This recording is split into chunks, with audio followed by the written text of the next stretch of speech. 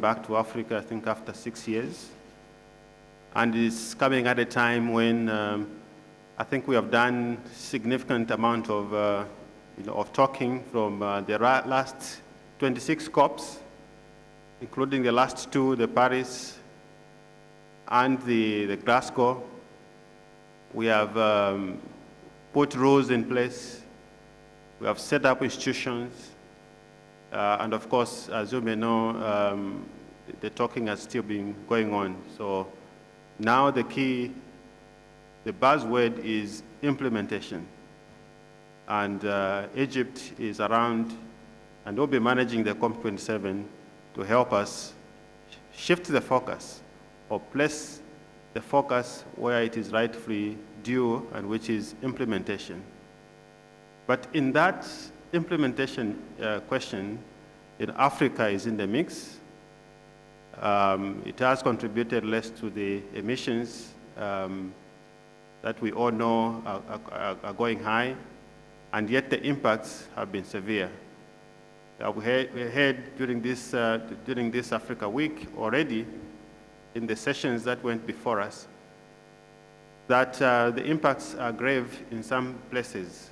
We know what has happened in Madagascar, what has happened in Malawi, in South Africa of late, and what is happening now. And I do recall the minister from Kenya reminding us of what's going on in Kenya in terms of droughts.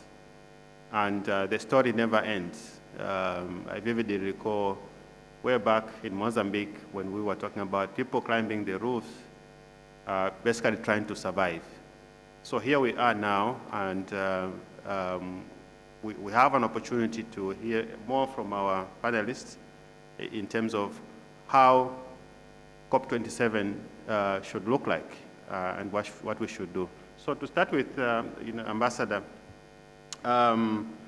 as incoming COP, you obviously have carrying a big weight on your shoulders in terms of translating, looking at these impacts that Africa has been experiencing, and how the Egyptian presidency, can help to direct our energies, towards, where we need to be. So, what is the Egyptian perspective in terms of the needs of African countries? How Africa should, basically deal with these kinds of situations in your seat as the Egyptian presidency. Thank you. Thank you very much, David. Thank you for taking up the task of moderating this session. And it's a pleasure to be among friends. Of course, Dr. Mohiuddin, our climate champion, our dear friend and collaborator at the UNFCCC, Cecilia. Thank you for everything you're doing. Mr. Charles Mwanga, it's a pleasure to have you and to have that perspective brought to the table. And thank you all for joining us this evening for this COP27 presidency event that we thought would be appropriate to engage with all types of participants, stakeholders, not just government representatives. Going straight to the point that you raised, David, we are, of course, clearly cognizant of the fact that this COP comes back to Africa after 6 years. And while the intergovernmental process will continue to be a global process with all stakeholders, all regional groups represented and their interests, and driving actually the process, but the reality and the fact that it is being held in Africa, so to speak, brings us to the front line of the battle against climate change, which is our African continent. I have some prepared notes, and I'm going to spare you going through all of those notes, but just to share a couple of factual points as to the contributions. When we repeatedly say Africa's contribution has been minimal and its devastation has been rather extreme and excessive, we can just point to some very simple facts. I mean, David mentioned all of the reliable scientific reports coming out this year. The IPCC reports indicate in the same direction. The rising global temperatures are already having significant impacts across Africa. These are not general statements. These are scientific facts established by empirical scientific evidence. Floods and storms in southern Africa in the first half of 2022 killed hundreds of people and severely disrupted economic activity in Madagascar, Malawi, Mozambique, and South Africa, while millions in the Horn of Africa are threatened by starvation after an epic drought. Furthermore, we can still expect more devastation coming from extreme levels of rain, heat, and drought, which will contribute to worsening even more the economic outlook. And we must always be cognizant to remember that whatever we are experiencing right now is the result of a 1.1 degree centigrade rise, whereas NDCs, and if we continue on the current trajectory, will take us to 2.4 by the end of this century, just to give an image of the scope of potential devastation if we continue to delay work. Moving to Africa and what we as incoming COP presidency have in store, it is easy, and anyone in this room, anyone belonging to the continent of Africa will know what the priorities are. Essentially, the issue, first and foremost, of adaptation. Of course, mitigation will continue to be the core and the center of the future work that we're all working towards to keep the temperature within managed under 1.5 degrees, hopefully. But also, we need to deal at the same time and with the same level of urgency with the now and here, the actual devastation that many of our communities and all of our countries, none of which are spared from one or the other or more of the manifestations of the impacts, negative impacts of climate change on their lives and livelihoods of their communities. It depends where you are, but it is very difficult to imagine that any of our countries is not suffering from one or the other of the areas, particularly in the area of agriculture, the area of water resource management, rise of sea level and its impacts on livelihoods and economic activity in various regions of our continent, and the list goes on and on. So obviously this is a priority for Africa, and it's easy just to enumerate it, but what are we hopefully going to be doing? What is in store for us as we move forward to COP27? On the multilateral negotiating track, we always recall and remember that this is a country-driven process. It is built on consensus, and it depends very much on the willingness and the forthcoming attitudes of the 180-some member states. So as incoming presidency, we are preparing the ground, we are creating the environment, and we are organizing consultations to ensure that actual significant progress takes place on the issue of adaptation. The fact of the matter is that the core outcome coming out of Glasgow was, of course, on the issue of the global goal on adaptation, and that is acknowledged. While we stress it is a process, and we'll get to the actual implementation on the ground in a minute, it is a process, it is a value, but in order for it to deliver the impactful, transformative adaptation agenda that the world aspires to, we cannot wait till the end of the 2-year mandate. It is incumbent upon all member states to show with their actions, with their positions in the negotiating rooms, that they are not just paying lip service to the issue of adaptation. Enough is enough in the eyes of the communities who are continuing to suffer these negative impacts. So while the mandate is a 2-year mandate that came out of Glasgow and ends 2 years in COP28 in the UAE, I think it is fair to say that we would all be failing in our duty if we sat on our hands and said, let's wait until the end of COP28 to deliver anything. We owe it to those communities who are suffering to show seriousness, to show commitment, to show flexibility and willingness to come up with an impactful global goal on adaptation. And that cannot happen if we do not achieve significant progress by Sharm el-Sheikh, find an appropriate manner to capture that progress and carry it forward to ensure success in the UAE on the global goal on adaptation. Second point, related of course again to this same priority, which is adaptation, relates to the decision coming out of Glasgow. I don't know what to call it, a commitment or a pledge, but it is the issue of doubling of climate adaptation. And I invite everyone to look at the actual figures, the benchmark, the baseline figures, and what aspiration is at the completion of that doubling. I'll leave it up to you to see how impactful that might be. So I'm not denying it is something important, but we have to put it in perspective and estimate its actual size and compare it to the actual needs of countries around the world. Remember, this commitment is not just for Africa, this is for the whole world. So just take a quick look at the figures available regarding adaptation needs.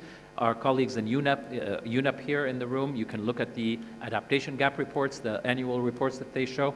They're full of facts and figures, and I think we'd be failing if we didn't base all of our work on actual facts and figures and not on perceptions and images and spin. So it is important that we have that outcome from Glasgow. I have heard countries challenge that it is a commitment. Friends in developed countries told us it's not a commitment. It's an invitation, so to speak, even though I think the term was urges. Nonetheless, The reality is that there is something coming out of Glasgow, and hopefully it will be delivered upon. I think what we owe collectively, but also as a presidency, we will target that, is to find a follow-up mechanism. We can't just leave it between 19 and 2025. We need to have a mechanism, hopefully a year-by-year follow-up, to show seriousness, and I think it's the interest of those countries, developed countries in particular, who want to show their commitment to the issue of adaptation finance, that they come up, or we work with them to come up with a formula that shows transparency, tells people we are on track to deliver what we pledged to deliver by 2025, and you don't have to wait until that date comes for us to show you what we've been doing. So that's on the issue of adaptation. It cannot be any kind of serious discussion about Africa or developing countries by and large if we don't get into the issue of climate finance. Climate finance is not this separate silo of issues that we discuss. It is almost the catalyst without which most of our work cannot move forward. And when I say most, I mean all developing countries in goodwill, in good faith, as good global citizens, have committed and have every political will, have indicated every political will to be part of the global effort. We're not going to sit back and say, it's up to you, you created this mess, it's not our responsibility. We acknowledge that it is in the interest of future generations, indeed for our own sustainable development objectives, to move forward on all aspects of the climate agenda.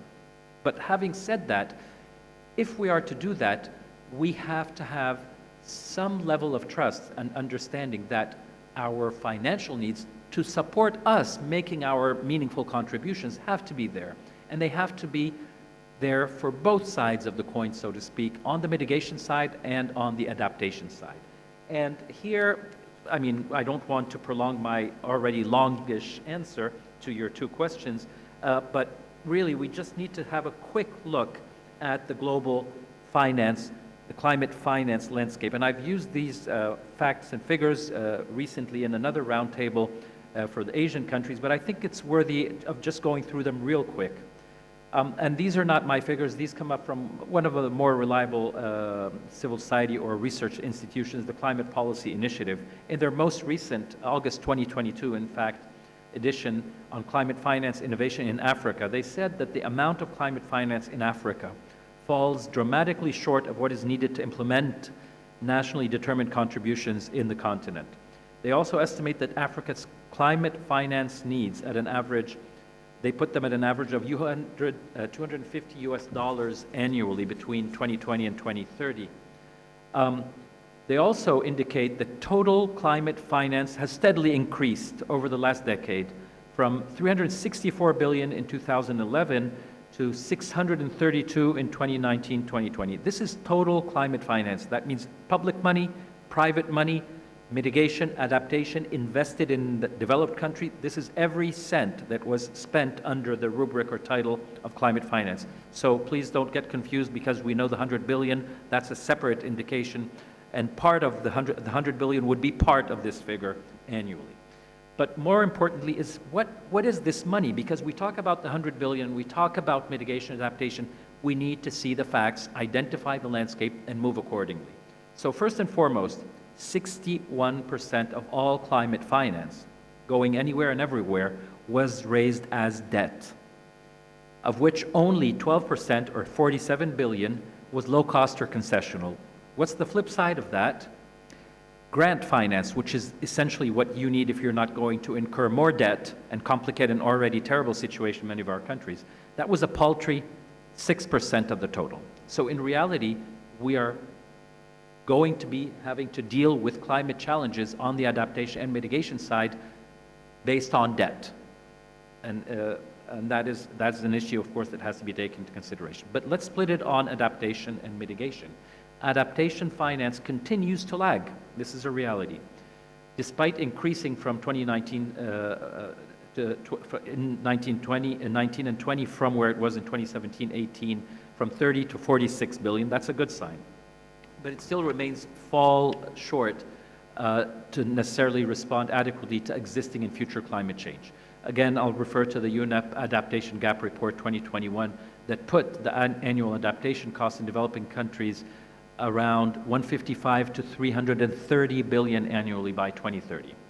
Lastly, and this is important, that the public sector continues to provide almost all adaptation finance. And this is something that we need to look at the GCF and other government-backed institutions where we're at best seeking a 50-50 balance, whereas you can't, because private finance is simply unlikely, most unlikely, to find its way into adaptation in the foreseen future. So what are we doing about all of that? I drew a rather difficult picture with regard to adaptation and mitigation and finance in the continent.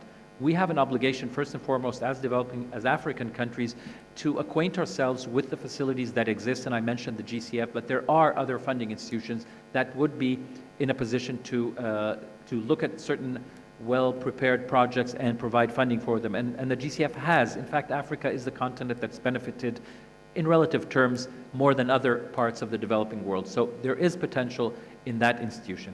But also I think we owe it to ourselves, be it on the adaptation side and the discussion that we just had, and on the finance side, that we need to speak up. We need to create a narrative within the multilateral process indicating the hardships, showing that we are competing for resources when we talk about climate change in the global context, not just with other climate change issues, but with our urgent elimination of poverty needs that need to be addressed in a comprehensive manner. So as incoming presidency, in addition to the multilateral track, we're preparing a number of initiatives that will be released, and some of them will become full-fledged initiatives. Some will be Africa-centric, and they will be addressing particularly the adaptation area. You will find very well drafted, I hope, and will receive attention from many participants and support from all stakeholders and governments on agriculture, and another one on water resources, and a number of other initiatives, with the focus clearly being on some of the areas that are of priority to Africa, particularly with regard to adaptation.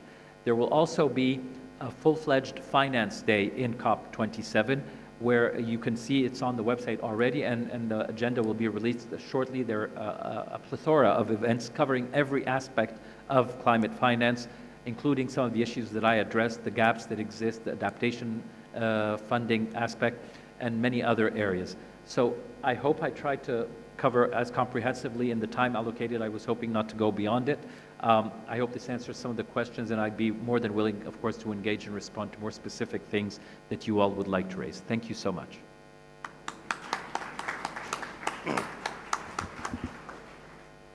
Well, thank you so much, and thank you for answering all the questions I had ahead of myself.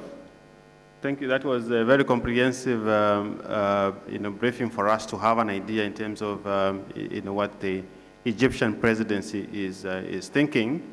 So we have no doubt we know what is going to happen in Egypt. Let me move to Dr. Mahmoud and Yoro as the climate champion in Egypt. You obviously are well engaged in terms of the international financial institutions, the MDBs, and many other things that needs to be done. So in your role, how do you see Africa on the table, and seeing those billions of dollars that we have just been informed about? Of course, they're big numbers, but at least to see Africa seeing the needs made in that context. I hope my question is clear. Yeah. Right. It cannot be clearer. Thank you so much. Like Ambassador Wael just mentioned, I'd like well to express my happiness and pleasure and honor for joining this distinguished panelists, including, of course, you, moderator, David, and of course, Charles, Ambassador Wael. And without you, I cannot be in this panel, Cecilia, because I belong to the group. If there is no women, there is no panel. So, so it's good. You saved me by being here. Yeah. Well, actually, there is some sort of a formal rule in financial institutions. If there is no woman in the panel, you shouldn't participate. So, and of course, there are many distinguished women in the audience. Any of them could really join as well. And looking forward to your discussions and comments. It's great to come after Ambassador Wael with his comprehensive view on the scene on climate in all of its aspects, on the mitigation side, on the adaptation, on the finance, and with the reflections on Africa. So I was taking some point that I wanted to mention, but he eloquently covered that as always. But with your specific questions on climate finance and climate investment and the role of the different institutions, and I'm coming from this background of the SDGs and SDG finance, where climate is only one of 17. And to tell you the truth, when I got closer to the activities and functions in my current capacity, I was not really as puzzled in my life in dealing with global finance issues as I am with the issues related to climate finance, although that the matters could be solved easier if there is some sort of better definitions, better concepts, and better understanding of how can we solve the problems. And I think this is one of the issues that for a COP that is focusing on implementation, it needs to get finance and investment clearer to the audience, that when we mention a number, that number could really be with good reference and support by different sources. But we are suffering from a great deal of multiple counting. Some people say double counting, but it's much more than that when it comes to the 100 billion, and that needs really to be resolved. And the issue here, that even if the 100 billion had been fully fulfilled, which has never been the case, but assume the 80% claim is not like the 20% mentioned by the Oxfam. Say it's 80. But even if you multiply that by 20, that will not really be sufficient to cover the gaps of finance. And while I appreciate the dedication, persistence of many colleagues, many of them are here, in monitoring the 100 billion, where are they coming from and where are they spent. But again, we need really to go beyond that, not just in post-2025 and see what would be the new figure and who is doing what in terms of commitment and delivery, but basically to try to identify new additional sources of funding that shouldn't really undermine the importance of having the 100 billion and continuing with grants in the future, because we need really more grants than loans in order to deal with the problems facing us. And I have a simple idea. I'll share it with you at the end. So the 100 billion and how to get that figure until 2025 fully fulfilled, and then we see the work in the future. And it's good that the two presidencies of 26 and 27 have been active in commissioning scholars and practitioners, including Nick Stern and Vera Songwi, to produce that report that actually just got a call today that it is almost done, and they are ready to share it, but after some further internal consultation. So that is going to be dealing with climate finance and development finance. I know that for some people this is an area of controversy, because when we start talking about development finance, the issue of additionality could be confused or undermined. No, every track of finance is being respected and protected, but being a minister before working in development finance, we know that the sources and the ends of funds need to be well aligned and coordinated when it comes to actions either related to climate or development. Then the other aspect of work, and as mentioned by Ambassador Wael, and I quoted him early in the morning, when he mentioned these figures that confirm the worries of developing economies that were more relying on debt-based instruments rather than investments, partnerships, or grants. It cannot really continue like that, and it will not continue like that, because as I was mentioning earlier today, that developing economies are in one of three categories today when it comes to external debt: debt challenges or difficulties, debt crisis, or debt catastrophes. So we cannot really say, well, go and borrow more under whatever colorful instrument just to please the market participants, while we should really be optimizing the finance mix and to make it at the end affordable and not to add to the burden of the current generation and the future generations as well. And we have in our toolkit many instruments that can really encourage private sector investments to do more. And that gets me into the role of the private sector. And for that, going back to Glasgow, I remember two things profoundly. One is the famous project on South Africa that is really great on paper when it's being presented and people talk about it, phasing out from coal, investing in renewables, dealing with the impact of the local communities. Nothing is more fascinating than that, but basically needs to be implemented, scaled up, and to see how it will be progressing. So this is an idea how many of such a project, when it comes to be feasible and implementable, that we can really be getting more of it. So I said that gave me an idea that we need to have more projects like this in Africa and the other regions. But when I was doing that, I was confronted by something else about the sources of finance when it comes to the private sector, which is my third point. And one of the very smart economists and has very good academic training. He was the governor of the Bank of England, Bank of Canada, an envoy to the Secretary General, my good friend Mark Carney. If you check his piece, Country Platforms Action Plan, please read it, because it starts with this. 6 points. Investors need stronger institutions, governance, reliable macroeconomic management. This is just one of 6.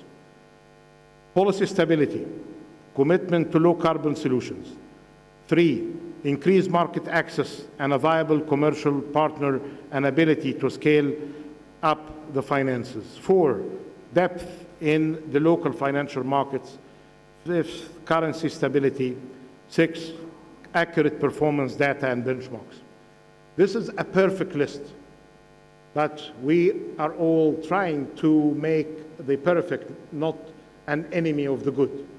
And in many discussions with him, we say, well, this is a perfect list, but this could be more suitable for an OECD country. And not all, actually, not all of the OECD countries can go through this tough requirements list. So we need really to work together for more risk-taking. I'm not after here investors to lose their money, but they need, given that this very paper recognized that the return on investments in developing economies, including in Africa, could be decent enough to compensate for the undertaken risk. And this is a very important thing. We are all, many of us are from African countries, and we know that the perceived risks in our countries is much more than the reality. So we need just to encourage more investments and to show that there are opportunities, and the golden rule of risk and return is going to be fully realized. And that got me into the solution that I call the camel and the camel riders, coming from a farming background, from my own village, Kafr Shukr. When the challenge, when somebody claimed that they can ride camels, and it's not an easy thing to do, it may look easy from a distance, but you need to try it yourself. And some of you will do that when they are coming to Sharm el-Sheikh and going to Giza and Luxor and other places.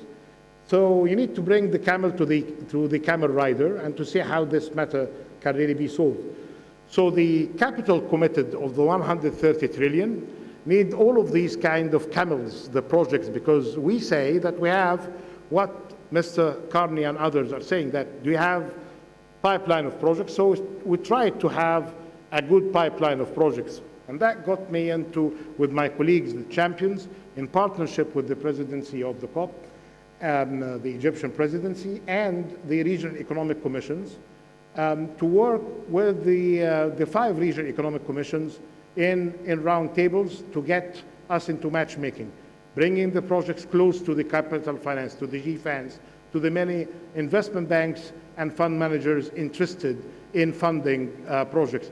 And I'm happy to tell you that the first round table that we had for 3 days in Addis Ababa, in where the African Union and the Regional Economic Commission of Africa are. It was a success. Have 19 projects presented. 68% of them are with regional scope or impact, and there is more projects that are under discussion now, presented to us by the African Union as projects with more impact on the continent at large or some parts of it. On that discussion, it was covering just energy transition, food security, carbon credit markets, digital transformations, blue economy, water and cities. As you can see from that kind of categorization, it covered different aspects of mitigation, adaptation, and mix between them both. But it's still the case that the private sector could be your reliable partner when it comes to mitigation, less so unless you do some sort of an excess-based approach when it comes to adaptation for many issues related to the project design and the kind of risk return, which tends to be more public return than commercial return in the adaptation cases. This doesn't mean that there is no case for the private sector. It could be financier, it could be subcontracting. But again, if you want to go now to the development finance institutions, you need to challenge them. Instead of giving you 80% of their portfolio for mitigation and 20% for adaptation, they need to do more on the adaptation front and less in the mitigation front in terms of ratio. Actually, both in absolute numbers need to be scaled up. But in terms of ratios, we need to have more finance and adaptation by the MDBs and development finance institutions. There are other aspects related to the work on finance, as mentioned by Ambassador Wael. This is one of the main areas of focus for a COP focusing on implementation. And I covered already the three aspects very quickly. We're working as well in financial innovation. Tomorrow there will be some discussions on debt swaps as well in one of the meetings. In Egypt, from the 7th to the 9th of September, there are a couple of sessions on financial innovation focusing on swaps. But before people go into old swaps, this is a new generation of swaps linking this financial innovative tool to debt reduction mechanisms and investment in nature and climate, but not necessarily in projects based alone. It's going to be linked to KPIs. So, and with an idea to link the NDCs to the swaps. We're in a country here that takes issues related to carbon trading and carbon credit seriously. So this is another aspect of work that you would be expecting for the establishment of a tailored carbon market for the needs of developing economies. And then we talk about earlier in the morning, so I'll not repeat it. Again, the issues related to financing based on environment, social, and governance. And finally, I'm challenging the ministers of finance, please align your public finance with climate finance and the SDGs. This is the only way really to send the proper signals. And then when it comes to funding, and this is my final point, I don't know why we didn't really get that simple common sense solutions from the very beginning. I appreciate the work that is being done by a variety of specialized funds around the world.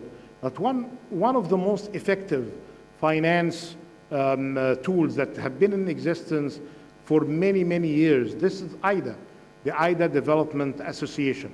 The only issue with IDA that is focusing only on low-income countries, what so-called IDA countries.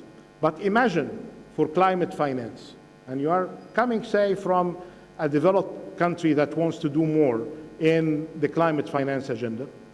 So IDA terms could be really very useful. My priority coming from developing economy, please give us grants because we're not responsible for the mess.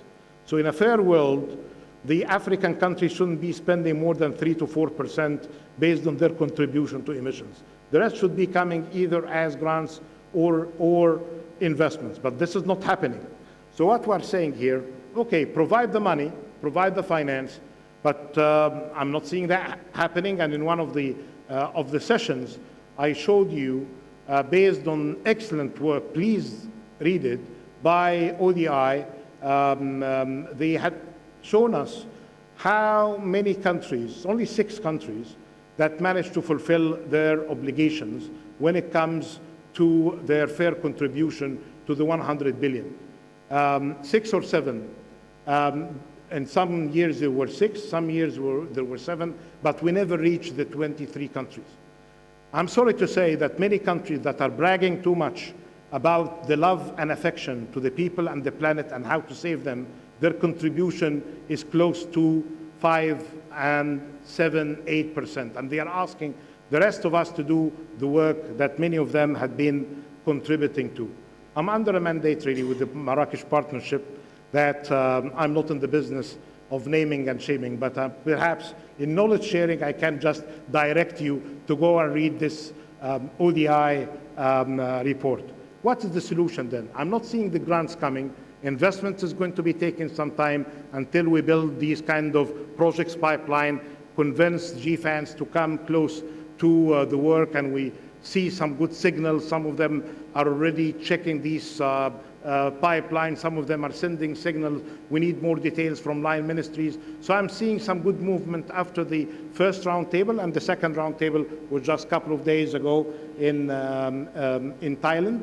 And the third will be in a couple of days from now in Santiago, and then the fourth in the Arab countries and Middle East in Beirut. So there is a momentum, and then in Geneva for emerging economies in Europe.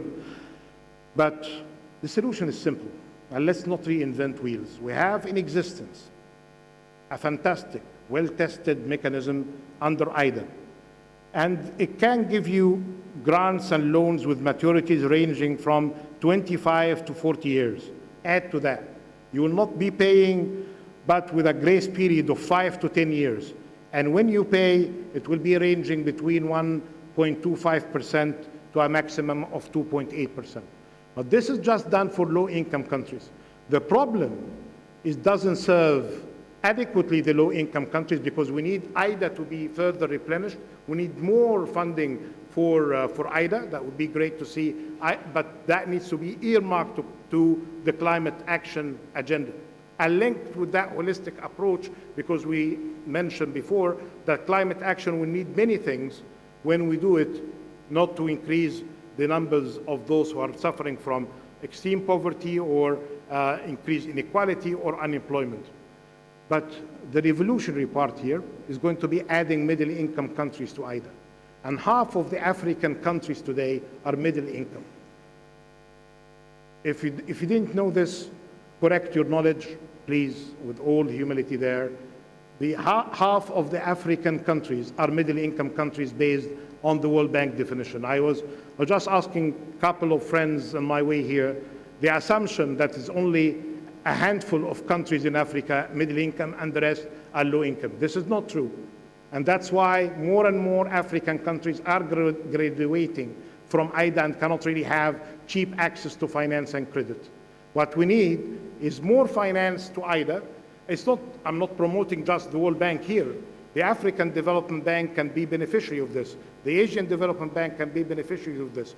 The specialized funds can really rely on the IDA terms. And what's better in finance, that finance comes fast. Because I know, and again, we are not in naming and shaming, that some of the specialized funds in climate, it takes them a couple of years to assess your project if it is eligible or not for funding. This is, everybody was saying we're a race against time. So it's not fair to bring your Minister of Finance and Environment with their projects to wait for 2 or 3 years until you get your funding. IDA is super fast. And add to that, and this is my final point, it comes with capacity development and technical assistance.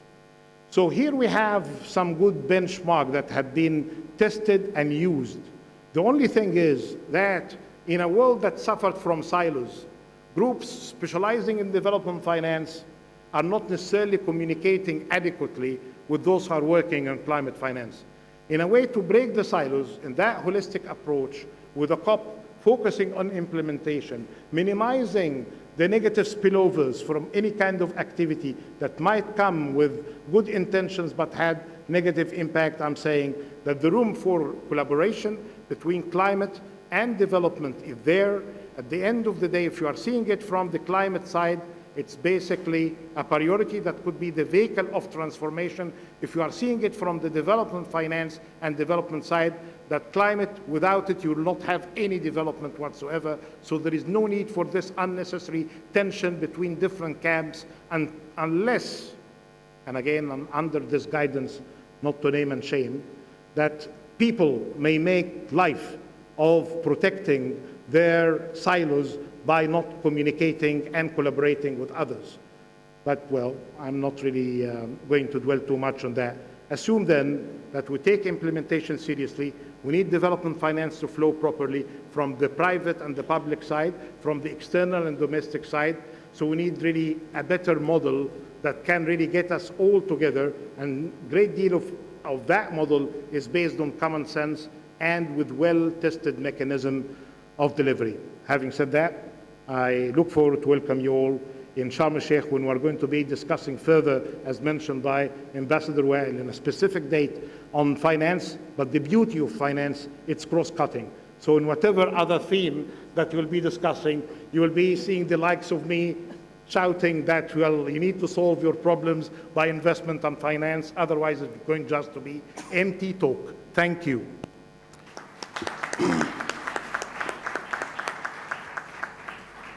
Thank you so much. I think it's very clear that Egypt is ready for us, and especially to tackle this issue of finance. I think for us who have been involved in finance for a long time, we know that we have done so many things except having adequate finance flowing in those, especially institutions that we have created. Thank you so much. So, Cecilia, I've come to you now. You make these processes for all of us as a UNFCCC. You create the environment and the platform, for us to be actively engaged. Given this is COP27, it's an African COP. How does the UNFCCC play its role in order to have Africa have this evolving and emerging needs attended to? How can the UNFCCC be basically relevant to the African situation? Thank you very much, moderator. And after speaking after such a passionate speaker, Your Excellency Muhyiddin, I really know that we're in good hands. And of course, Ambassador Wael, and just having had a session now with the incoming presidency, it's indeed great to see that our process is really evolving to be not just as a process that's stringent and that is so aligned to a very narrowly defined framework, but very broadly now very much open to having open discussions and open debates. And what I'd like to speak a little bit about is how we can leverage as Africa on the UNFCCC intergovernmental process to ensure that when we leave Sharm el-Sheikh, we will not be asking each other, but what was that all about? But we will be leaving with a package with us that really, when we go back to our communities, to our families, to our societies, and to our countries, that we will say that this indeed was a big outcome really for Sharm el-Sheikh. And I'm speaking, based on the fact that, I was with UN Environment Program in South Africa when we hosted hosting the Durban Platform for Action. I'll always call it that because for me, the outcome was more important really than the process. The Durban Platform for Action really demonstrated that we left there with a package of work that provided us an impetus to move forward. And then, of course, moving to Marrakesh, COP22, and now heading to Sharm el-Sheikh. So what has the process got in store for you? Our role as UNFCCC is really to provide you, parties, non-party stakeholders now, with I don't want to say a ground that is even, because, but move towards equity and inclusive process that allows each party, each non-party stakeholder to be able to, debate, to have consensus on a number of issues. We will be holding this COP27 during a time of geopolitical challenge. And just to mention that as we were preparing for COP26, and indeed Janet Trogan mentioned it earlier, we were not sure what would happen, particularly in the participation of developing countries. It was in the midst of COVID-19, and we were worried, and it was not about the vaccine equity issue, but it was how many of us would have the confidence to leave the soil of Africa, to travel to Glasgow, to effectively participate and have our voices heard. We were able to overcome that challenge. We are again going to COP27, again faced by a certain geopolitical environment.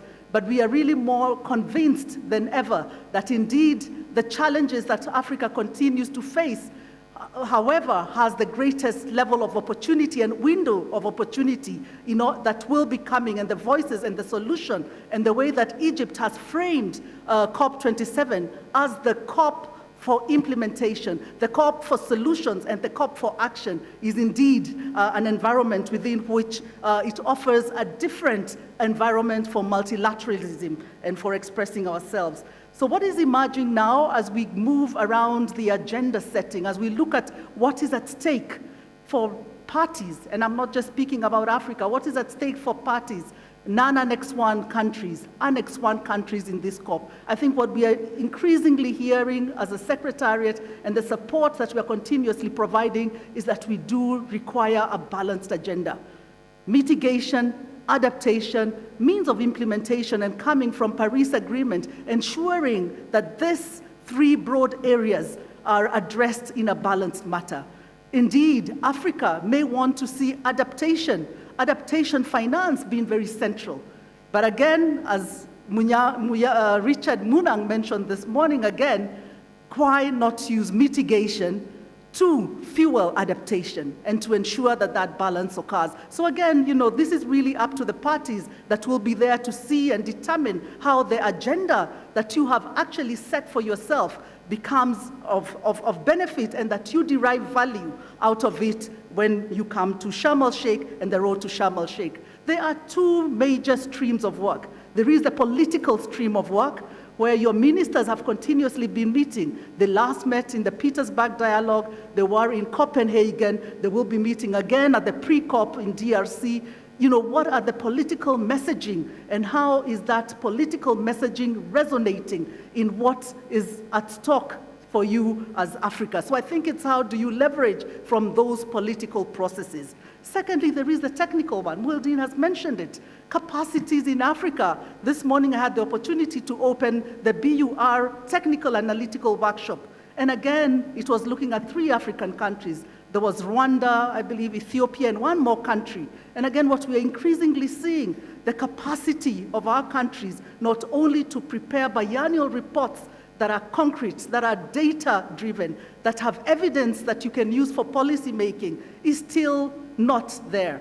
We really need to work on our capacities, on our level of technical analysis, even to show the interconnectedness. We cannot address food security by only looking at the soils. We need a comprehensive and a holistic approach, and I believe this is where our negotiations are moving towards. We need to see the interlinkages between biodiversity, the upcoming COP on biodiversity, the just ended Abidjan COP on desertification, and now the upcoming COP we have, and we just came back from the ocean conference, the blue economy.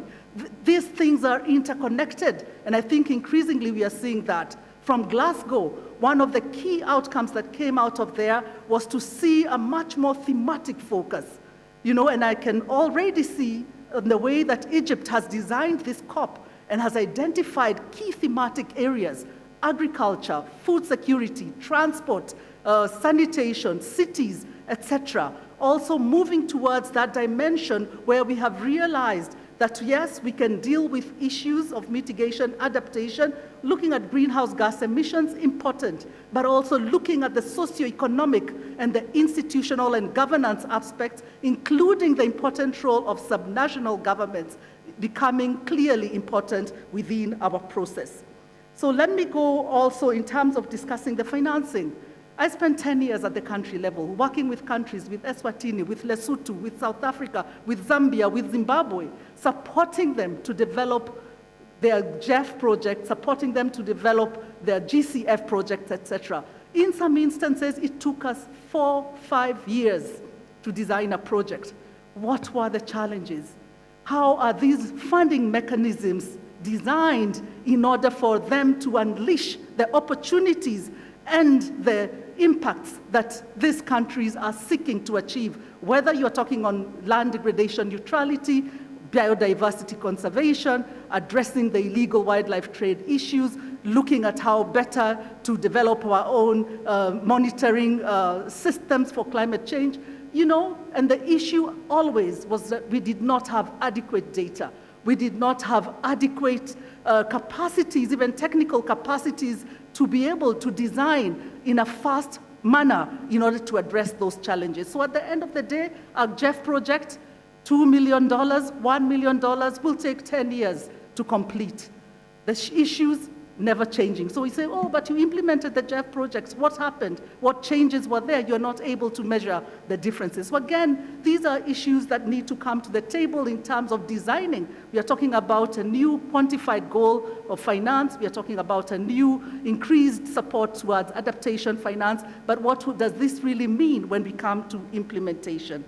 So let me go on by, just, summarizing. The sectoral elements I've talked about, the just energy transition. Tomorrow there will be a conversation around that, so I don't want to go there. But to talk about how we are seeing the emergence of the upcoming COP.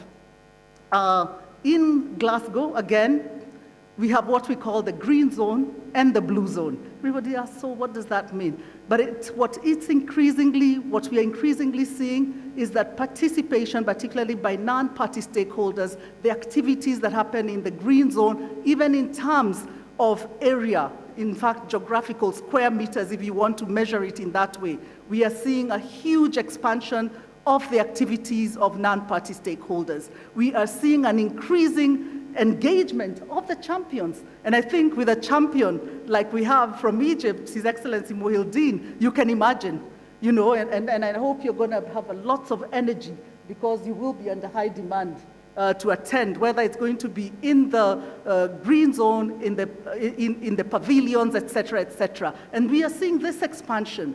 However, we are also seeing that the negotiations are intensifying, and for me, the intensification will be to see what in Egypt, in Sharm el-Sheikh, we mean by implementation and being more solution-based in our approach.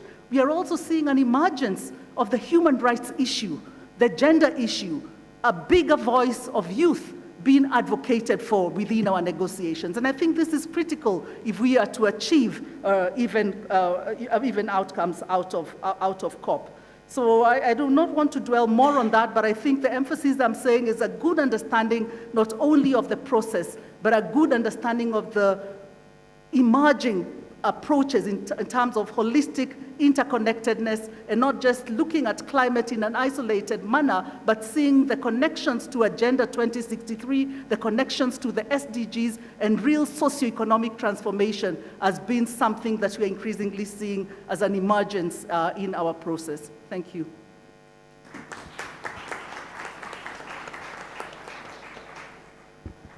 Thank you so much. I think the key important issues that are brought about. It's also about our readiness to actually, get the implementation done.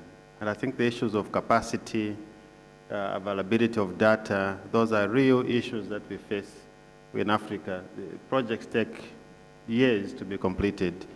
And it's interesting that as governments, if you're given $2 million today, it can be spent. I mean, if you're using domestic resources, you can spend that money within a year. The budget must be spent. But when it comes to project funds, we take years to spend $2 million. They wonder why the difference? Why is it that if it is from the domestic budget, it goes very fast, but if it's donor funding, it takes long. So we need to kind of unravel that problem and see how we can expedite,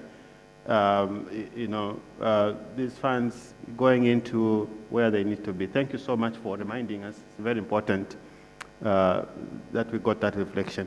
And by the way, we're expecting to have Ambassador Commissioner Sako with us, and the balance would have been better than it is now. I would have had at least 2 ladies, versus how many men are here? 4 of us. So I think next time, as Ambassador Y mentioned, we should be better represented. Let me come to Charles. Climate justice.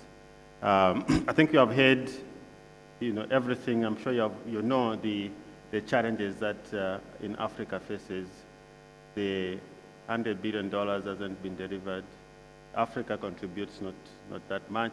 The impacts are so heavy on the continent, the debt burden, and so on. How does Pan-African justice help us to put the context to this important subject, and how Africa can get that justice, especially given the COP27 Africa COP? Thank you so much, Mr. Moderator. Ambassador Weil, representative of the co-president, Ambassador Mahmoud, who is a COP27 champion, and of course my sister Cecilia, representing UNFCCC, and I can also see UNFCCC leadership. I see Deputy Secretary General present, government ministers present. I see my minister, Honorable Keriako Tobiko, present here. The leadership of PACCHA, I see Dr. Jamshi and Fatia also present in this meeting. Colleagues, ladies and gentlemen, allow me to take this opportunity, first and foremost, to appreciate and to thank the government of Egypt and the COP presidency, really, for living up their promise of ensuring inclusion, especially when we are all looking forward to the COP of the African people. We have actually branded this COP the COP of the African people, and we have no apologies for that, because we believe this COP carries the aspirations and the hopes of the African people, and especially the most vulnerable. As we sit here, some communities in Sudan have no shelter, have lost their livelihoods, through the recent floods that cut across that country. We are not new to the reality of the challenges that we're experiencing in Mozambique, in Malawi, and most recently in South Africa. And these realities are no longer rocket science. And the sooner we simplified the language on climate change, the better for us. And I want to say that COP is not an event in itself. It's actually a process. And I want to say that the journey towards COP27 for the African civil societies and foreign and state actors in Africa started at COP26 in Glasgow. I remember PACCHA leadership held a meeting with the Deputy Prime Minister of Egypt, and I think our message was clear at that particular time, that Egypt has a challenge to carry the aspirations of Africa. Even though COP is for everybody in the world, but it's coming to Egypt, and the government of Egypt must ensure that the African aspirations and hopes are really carried and maintained through this COP. And I remember that meeting culminated into another major workshop in Cairo, where we had more than 100 stakeholders or organizations, non-state actors represented. And I remember Ambassador Mohamed Nasir addressed that particular meeting on behalf of the presidency, and the Minister of Environment also addressed that meeting. But the reason as to why we met in Cairo only a few weeks after COP26 is because of the disappointment that we all experienced in Glasgow, because what we hoped for really was not achieved. And therefore, we continue fighting for justice. And I want to tell you, the co-presidency, that after that meeting, the African civil societies have been having several meetings. We met in February at the sidelines of the African Summit, Union Summit, and we were able to actually refine and sharpen our COP27 and beyond strategy. And this was launched during the African Regional Conference, on sustainable development in Kigali. And that is a strategy that the civil societies in Africa have been using in terms of engagement on COP27. We had a major conference in Malawi on loss and damage. And I want to tell you, it was a different conference because we invited the communities at the front line of the climate crisis. And those of you that were there would actually agree with me that we had women crying on the podium, narrating their stories of how they lost their livelihoods, how they lost their relatives, in very simple language that we need to adopt as technocrats. It's so simple. It's a matter of life and death. It's a matter of livelihoods. It's a matter of compensation for the losses that communities are actually experiencing. But this was later followed by the African Day, the Climate Day that we actually pushed for during the Afri-Cities conference that happened in Nairobi. And soon after, of course, we went to Kigali for the Commonwealth Heads of State and Government conference. And the message is the same. And finally, we came here, and we have had 3 days of engagement. And on Friday, we had a high-level pre-event here that was graced by the presence of His Excellency, the Minister of Environment, Oceans, and Climate Change for Gabon.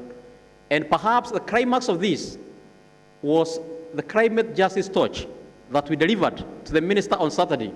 The streets of Libreville really had to stop to allow the African youth to march with the African torch that carries the key asks for the African people as we head to COP27.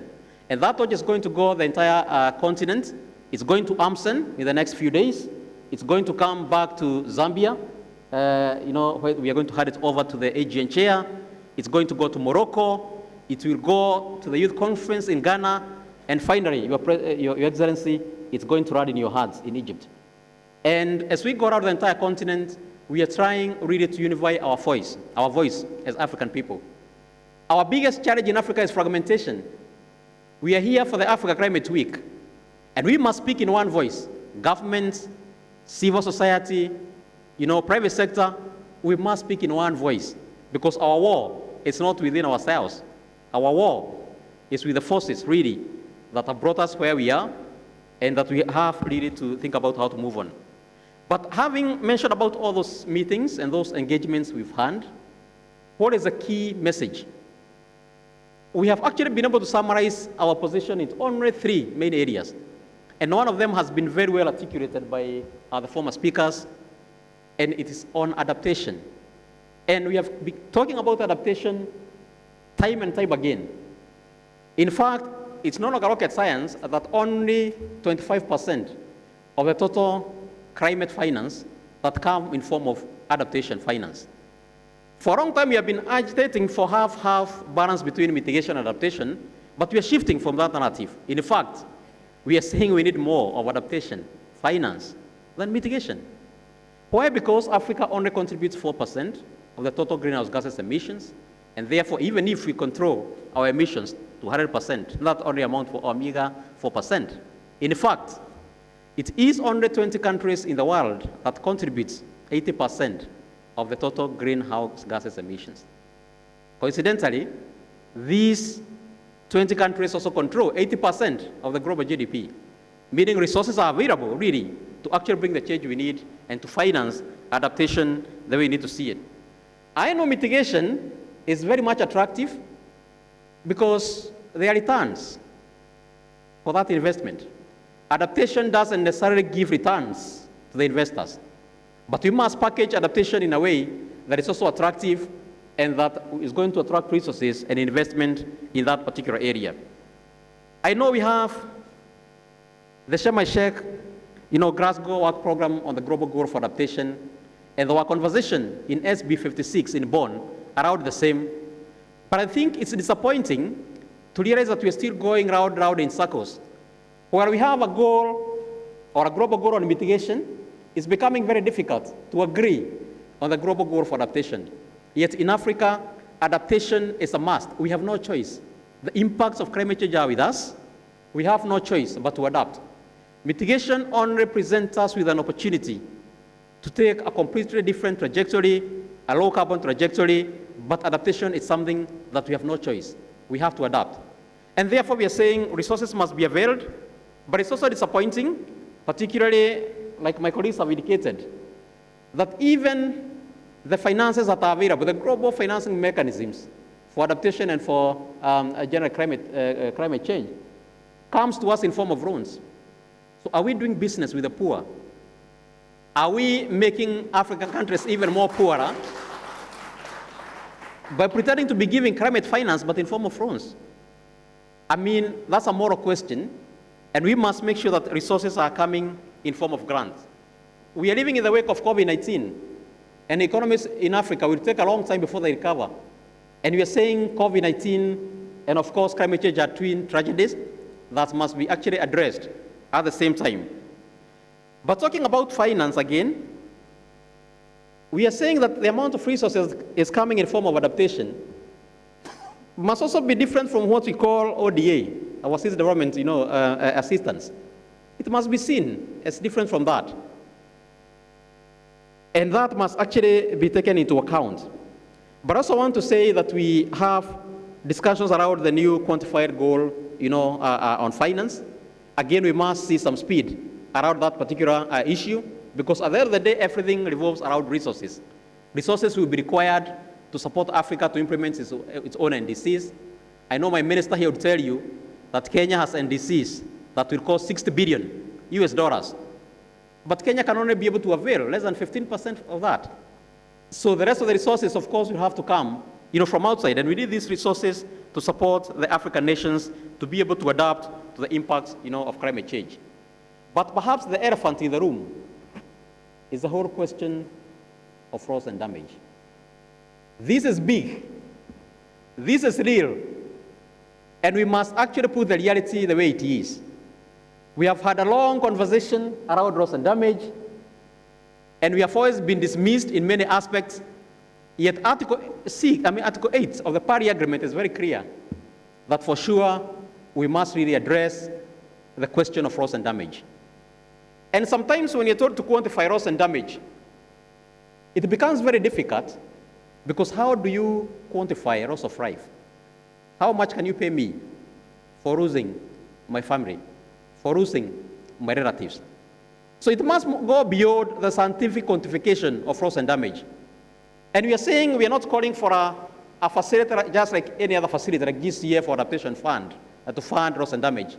We must have an elaborate funding mechanism, and we must approach this really from a just point of view. Because for sure losses are being experienced, even though Africa is only contributing 4% of the total greenhouse gases emissions. When we sit and start discussing about the Santiago network and thinking about the structure of the Santiago networks, can we transition from just discussing the petty issues of the structure of the Santiago network and get into the details of how can we actually be able to avail resources that are going to support loss and damage? Loss and damage agenda item must be key, must be present in our conversations. Last, but perhaps most important, we have always been pushing for consideration of Africa as a region with special needs and circumstances. And we have come to realize, by the way, this is actually present in the convention. But can we actualize this? And we are saying we are not giving our own indigenous stories about this. There is scientific data. If you look at especially the last assessment report from IPCC, it indicates that actually Africa is on the verge of collapse. Today, before this particular side event, we had a meeting about the question of the nexus between climate change and mental health, for example. There are so many issues that affect Africa, and Africa for sure is hitting actually more than the global average. As we talk about the heat wave in the West, we've always been experiencing those heat waves here. And we must have Africa considered as a region with special needs and circumstances. And this is why we need to unite as Africans. I remember in Madrid, during COP25, It is actually the least developed countries group, of which majority are from Africa, that were fighting that position. We must fight the forces that fragment us. We must stand as one united continent. Thank you.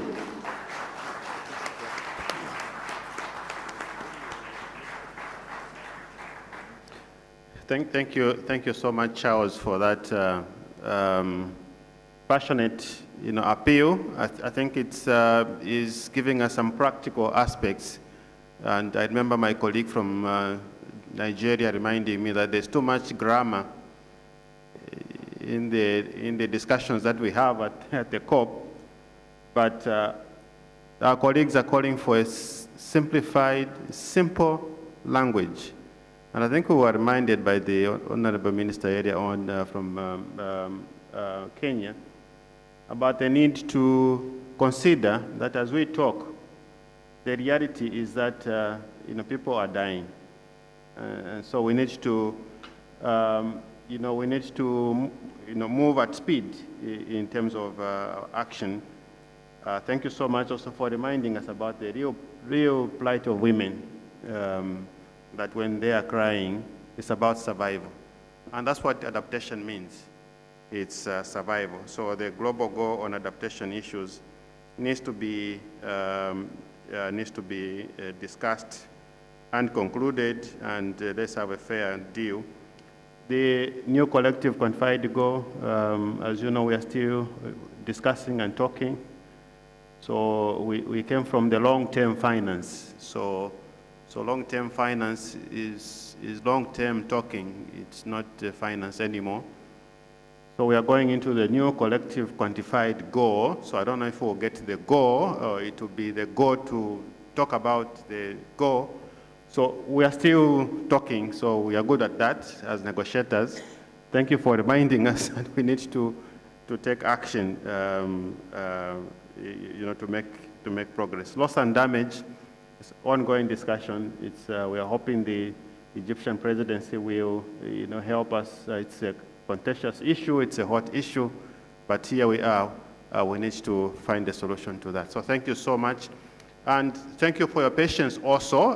But I will not let you go until I give you a chance to ask questions, so that the panelists can also hear from you.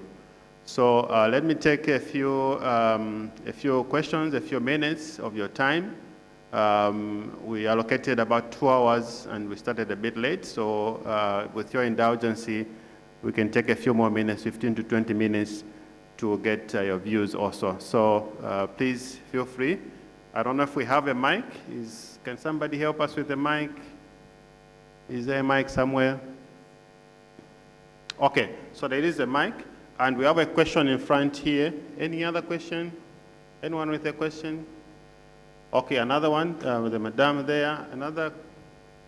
Okay, I have 2 questions. Please go ahead. Okay, thank you, moderator, for letting me talk. My name is Ahmed from Egypt, and I'm representing BAGJA for Egypt. I'd like to ask COP Presidency how we are preparing our civil society at COP27. And second, I'd like to listen more about the preparation for them and how they will participate. And finally, I'd like to thank COP Presidency. They allow 34 Egyptian organizations to be accredited one time for COP27. Thank you. Yes, let me just get one more question. Yes, madam. Thank you. I think we are heading there. Slowly but surely, we will. The speech has just indicated that we demand justice for what we have not been the architect. And that is exactly what we are seeing. For example, the Gambia contributes almost 0.0%, and we are asked to do all it takes, even if it is our own life, to make sure that we join the global action team objective. Is it fair? Is that what we have to ask ourselves? Is that fair? Is that justice? And when we are here saying that we need equality, and it is true, we have to adapt. It's a must. We have been pushed to the corner. We have no way to go. We have to adapt, and adapt as quickly as possible. As I am talking to you, just about 3 days ago, we had an incident whereby we had a serious flash flood. Just this gentleman lying down safely in his house came out and then just saw the disaster that he's just been confronted after poverty, collapsed there and died. That was just one case. How long are we ready to leave these situations? Should we come together and unite, collaborate, and then speak one voice to say that it is no more going to be conditional for us to participate in this? Are we going to agree to be on the conditional side or to be unconditional? So I'm asking that our demand when it comes to finance, should we agree for this to be conditional or unconditional based on what we contribute and how much are we getting back as per the impact? Thank you. Yeah, thank you so much. Let me ask Ambassador White to just respond to those questions. I think there is a question of civil society, participation, accreditation, and then, of course, perhaps there's a question about justice. I think I'll come to Charles on that one, and maybe the other panelists can come in. So please go ahead. Excellent. Thanks. Thank you very much for the question about civil society organization. First and foremost, even before civil society, we've stressed from the very beginning of our assuming the responsibilities of incoming presidency.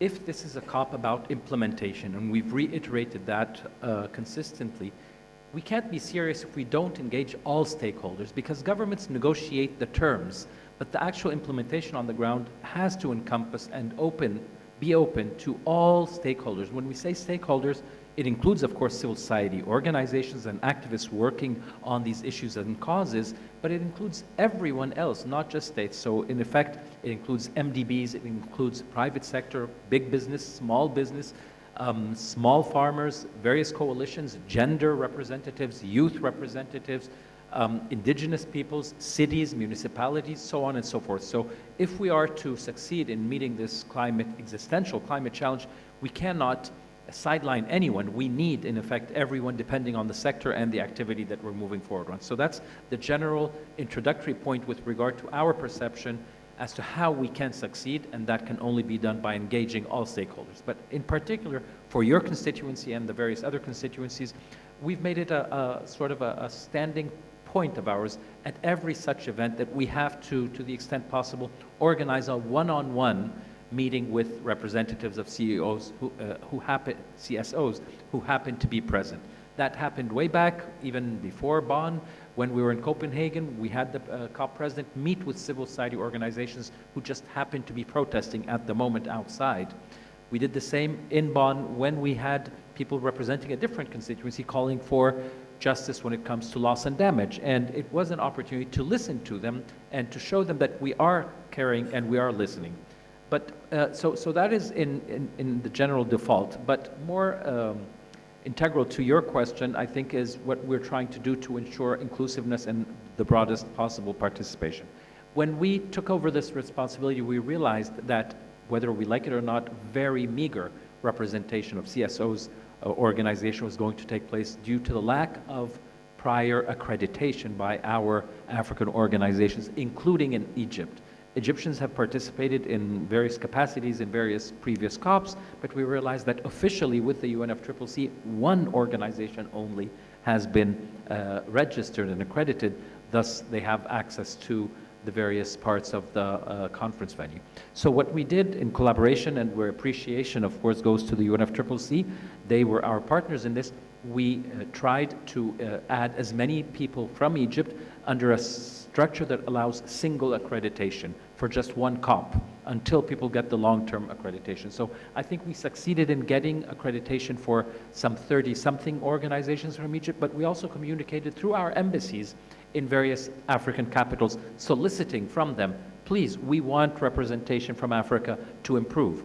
This is not just out of the kindness of our hearts, it is a realization that even within civil society activism, you need balance, you need geographical balance, not because people are there to fight, but you bring different perspectives. An NGO or a CSO organization working in a Nordic country is going to have different perceptions and priorities than one in South America or in Africa, and so on and so forth.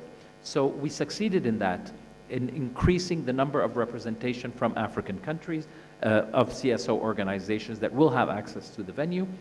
Also, lastly, some of these organizations that were already accredited, I think we managed, again, with the kindness and support from our colleagues at the Secretariat, to increase the number of badges they have, because their organization has the capacity and ability to bring people under them, as long as they're going to, of course, be following the guidelines and rules of the UNFCCC and contributing to some of the activities. But in addition to the numbers, because it's not only about sheer numbers, we've organized, and you participate in many others, in networking and capacity building events for regions and for Egyptian organizations. We've conducted awareness campaigns because not every organization is aware of the various complexities of the issues.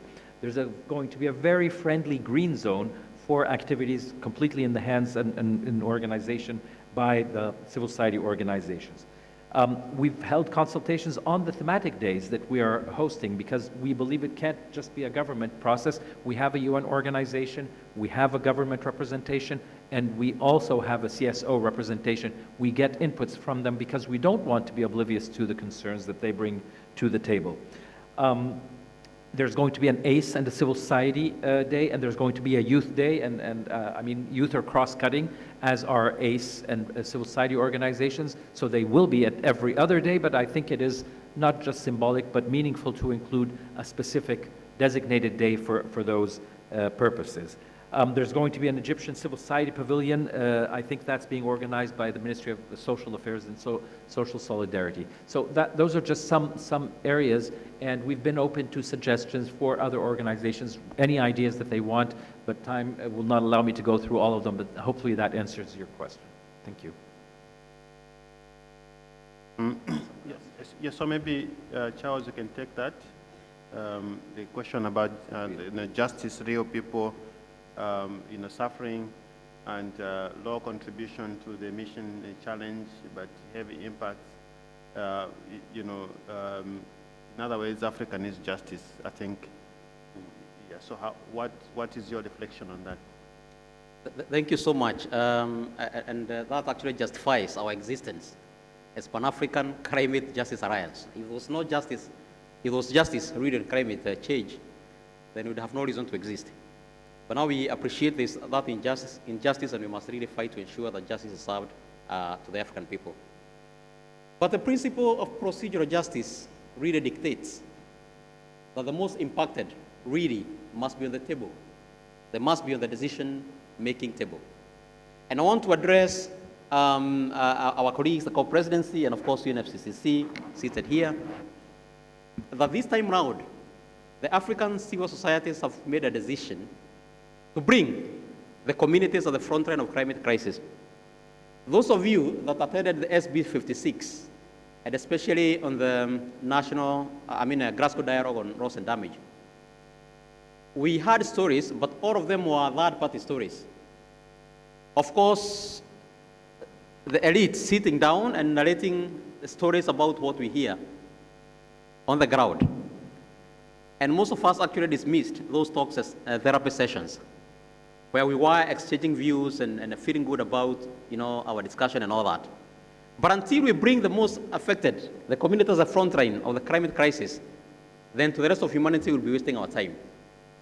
My appeal to the Co-Presidency and the government of Egypt, and of course to UNFCCC, kindly make the African Pavilion available and let it be big, because we will be many.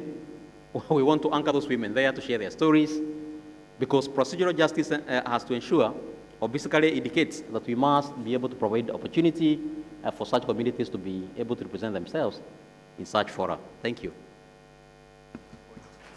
Okay. Yeah, thank you so much. Yeah, just I wanted, after Charles, to come back to your point. I think it goes to the heart of the predicament of the entire climate change negotiations and process. We need to move from the abstract conceptual discussions to realize that issues that we are talking about are not these abstract notions. They are actual livelihoods of individuals. And I think a breakthrough will happen at the moment when we stop looking in an adversarial manner. It's always us and them. It's always zero sum. It's either whatever I gain is someone else's loss. whether that's government versus government or government versus another stakeholder or some stakeholders amongst each others. We need to realize that it's cliche to say we're all in the same boat. But the reality is there's never been a global challenge that knows no borders as much as this one. And we will only win once we come to the realization that we need to stop being adversarial. We need to show understanding. Any human being who visits and sees the devastation will have to be influenced. It's the kindness of and nature of most people when they realize it. The problem is that sometimes we have this adversarial approach. Delegations go into meetings and they have this maximalist position that they're trying to move forward on. But I've seen it and we've experienced the moment people sit together and listen more and speak less, the moment empathy comes into the room and people realize we need to move forward and make compromises and concessions is the moment that we can get over this climate challenge. So you make a very important point. We've been propagating this. We've been using the word nurturing trust and moving forward with empathy. These are notions that may seem alien to an adversarial multilateral process, but I think we owe it because this is not your typical multilateral process. It's not about gains and losses. It is about survival versus devastation. And I think we can agree on the emergency and the need to come together, to make concessions, to listen to each other, and to ensure that no one is indeed left behind. Thank you so much. We need to listen to each other. We need to move from abstract to, reality. Thank you so much. There was a question, I think. I have two more questions. Maybe I can take this as a last round. So there's a gentleman there, yeah, and a lady there, and then I have another hand. So three questions, and then we wrap up.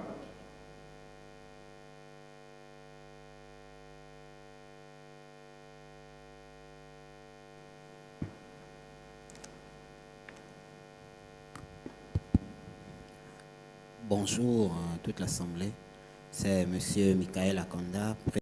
Hello everyone, I'm President of H. Akanda. I have a question to the representative of banks and representatives of international organizations. We know that Africa is not the continent that produces the most of greenhouse gas emission, but we need your support.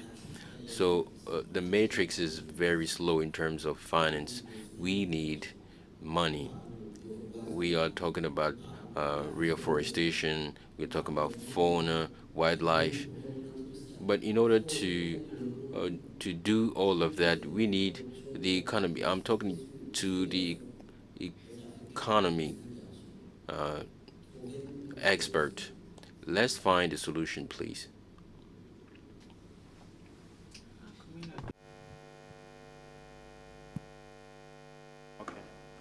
All right. Next hand. Oh yeah, say.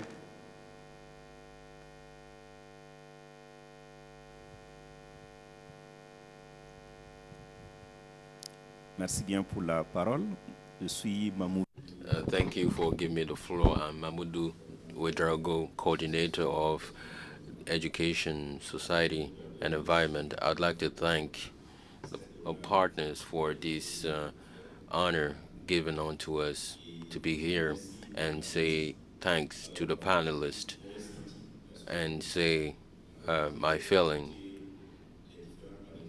When I listen to the panelists, I can feel hope at times, but I can also feel that you are pessimistic because the COP that will be held in African land, for us coming from countries like Burkina Faso, we expect so much from this COP, and we think there will be major decisions in favor of the people from these countries who really feel the negative impact of climate change. So I invite you to read the figures and you will see the suffering of the people of the Sahel, especially the people from Burkina Faso that feel the negative impact of climate change, and all are also submitted to the conflicts. In my country, we have millions of people who are displaced and they do not have access to their own homes. And let's forget even their own products, and a population that more than 80% are made up of farmers. If they lose all of that, so we expect so much from this COP. And here, the issue of climate finance should be at the heart, but it's not all. Each and everyone talked about the conditions, and here we are bearing the voice of this population in order to ask those who have the means to make the finances available. We know we have the Green Fund Climate, but the conditions to access them for us is like we don't have those funds. We need to revisit these conditions in order to allow these countries to benefit these funds, but also to implement that so that it becomes a reality.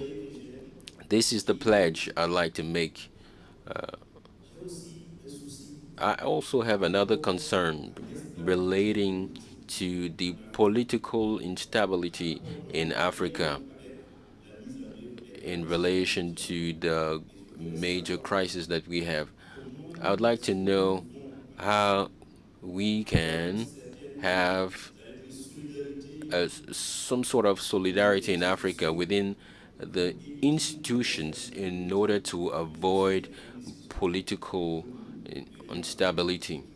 And as you know, these really it really stalls the development of Africa. And I also send you the greetings from our Nobel Prize, who expects your decision in order to be smiling again. Thank you. Thank you so much. I'll take one more question. Please be brief so that our panelists can attend to that. Thank you so much for the presentations. The senior men from Paja talk about fragmentation, and while every speaker was speaking, I was waiting to hear in-depth discussions on loss and damage, because that's what the continent is actually facing, actual losses and damage. And when we got to the man from Paja and he went in depth, I was like, okay, I feel at home that loss and damage is coming up. So I attended a brief meeting like 2 weeks back. We were discussing issues on the continent, and then we talked about mitigation and adaptation, and then I asked, what happens to loss and damage? What aren't we discussing? And then they told me, you discuss loss and damage under adaptation. I'm like, no, loss and damage is different from adaptation. And if I sit here and discuss loss and damage under adaptation, I'm doing what the people on the other side of the negotiating room do, and I will not partake in this. You know, parties agreed to avert, minimize, and address loss and damage. We can avert loss and damage through mitigation means. We can minimize it through adaptation means. But the third crucial pillar is addressing loss and damage. And that's what the continent needs. And with this fragmentation, I hope we realize that we go to COP27 with one verse. Yes, we're talking about doubling adaptation finance, but we need new additional financing that deals with loss and damage, because we are talking about actual losses of lives and livelihoods. Unlike developed countries who can, respond to disasters in a more faster way because of resources and the capability to have, it's not the same for developing countries. Sometimes we have to reallocate our budget that is meant for other developmental needs to cater to losses and damages faced by communities. So I hope that we all just go to COP27 with one voice. Adaptation is separate from loss and damage. We need new additional financing facility, and we need that third crucial pillar. We just can't talk about loss and damage in the general term. We need to talk about the pillar of addressing loss and damage. Thank you. Thank you so much. I think I saw the hand. Okay, so I'll ask. I think as we conclude, we have to wind up now. so perhaps of course, the issue of loss and damage, there is raising the hope.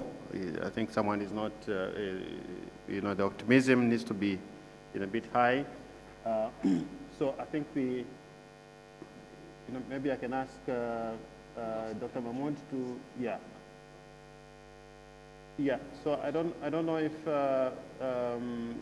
of course, that was a comment about loss and damage and the need for new and additional. So I think we have taken note of what you have said. Yeah, that has a short answer, the loss and damage, I agree. So, but the issue here is just to explain, if I may, moderator. As climate champions and based on the partnership of Marrakesh, we follow as catalyst supporters of implementation what's being agreed on among the negotiators on the state track. So what we have is basically readiness to engage once we have the green light. Totally agree that it's completely different file, the loss and damage, from the adaptation file. That whatever we are trying to do by getting the insurance sector involved, this could really help in the future. But there is something like a backlog that needs to be dealt with at the same time. So this is basically our position. We have our mandate. We personally, I subscribe to every word that you mentioned. We are waiting for the moment that we can engage better, more effectively in this file, as we try to do in the mitigation and the adaptation file, and definitely more so on the finance and investment part. Just to build up on the loss and damage point, and I think that's very consistent with what Dr. Mohideen just mentioned. The implementation aspects of it have to wait and see where the member states agree, and this is one of the areas that we're, of course, paying a lot of attention to. We've invited all heads of delegation of all member states in the negotiations to a meeting in Egypt in the next few days to go over the issue again. We've already had a heads of delegation discussion on loss and damage, so we're pushing the process of negotiations forward. And of course, we're very close to appointing two ministers to help facilitate quietly talking to the interlocutors on both sides. It is in our interest to have a successful outcome and an agreement, but as you are very well aware, it has to be based on the compromise. It's not going to be the maximalist position. So we're quietly but calmly but diligently trying to push this agenda forward. So thank you for raising that. Of course, we concur with your sentiments, but again, in order for it to be meaningful as we wish it to be, we would hope that we can iron out the differences between the various countries. And we have a very able, we haven't mentioned the SBI chair and the SEPSA chair who are working with us on this very quietly but diligently to ensure that there is. The good news is no one is denying the suffering. Developed countries have acknowledged that much in Bonn, loud and clear. We're trying to find and to finesse an agreement between them that will allow something concrete to come out. And that's the best that we as incoming presidency can do, is just create the conditions for parties to have a good conversation and reach a compromise agreement. The various issues that came up on finance, I think we've addressed them, but we're sympathetic to your points. I'll just mention the issue of access to the GCF and other institutions. Yes, the GCF is very slow. Yes, there are serious problems with not only the length of the duration that is required to present it through an accredited entity and the absence of African accredited entities, and the simplified procedure for applying is being very slow, but also even actual disbursement of funds takes a long time, even after the project is approved. I speak with some experience because I've been a board member and still am a board member representing Africa on the GCF, and I realize the difficulties that you are having to contend with, and we as African board members are continuously raising these issues in every board meeting and pushing forward for them. But having said that, I would urge all of our African member states and parties to ensure that they are always paying attention to the work of the GCF, putting forward the best experts and people, because we are fighting a very difficult fight, a very uphill fight within the GCF, and there are inclinations to change it, even from what it is that it is right now, and make it even more problematic in some areas. I won't go into any more details, but all I can say is continue to work with GCF continue to seek your rights there. We are fighting on behalf of African countries, but at the same time, let's ensure that we as African board members are well represented to defend the interests of our countries.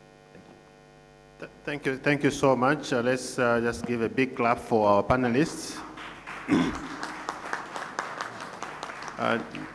Thank you all for your patience and for paying attention and for your questions. Thank you so much, and thank you so much, the panelists, and you have done a fantastic job. Thank you, and we close our session here. Thank you so much.